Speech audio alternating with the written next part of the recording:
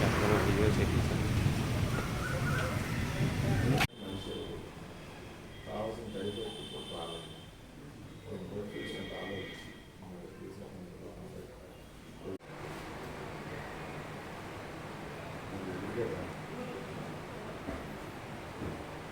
సీన్లో ఉందండి ఫోటో.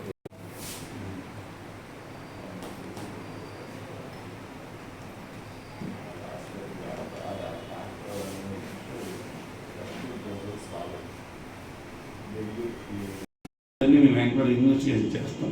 చేసి దాని ప్రకారం ఇందులో ఎవరైతే పాత్ర ఉంటుందో అందరి పైన తెలియజేస్తాం.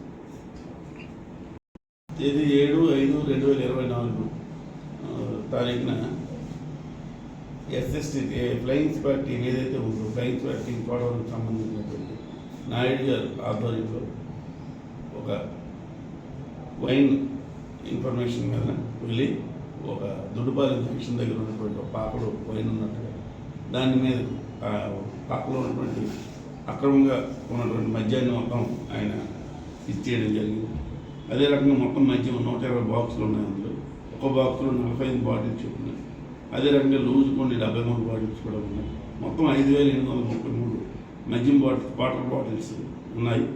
ఆ వాటర్ బాటిల్స్ని అలా కలిగి ఉండడం నేరం అని చెప్పి అక్కడ ఉన్నటువంటి ఇటుక బట్టి ఓనర్ అయినటువంటి కడిమి వెంకట అనే వ్యక్తిని అదుపులోకి తీసుకొని మాకు అప్పచెప్పడం జరిగింది. ఆ కడిమి వెంకట్ని ఇంటర్వ్యూట్ చేస్తున్నాం. ఆయనకి ఎవరి ద్వారా ఇది వచ్చింది అని చెప్పి అడగడం జరిగింది. అది అక్కడ డివిఆర్ అని ఒక దొడ్డు వెంకటరావు అనే వ్యక్తి అక్కడ మాకు అప్పచెప్పి అక్కడ పెట్టాడని చెప్పారు. దాని మీద వాళ్ళపైన ఎఫ్ఐఆర్ నమోదు చేయడం జరిగింది.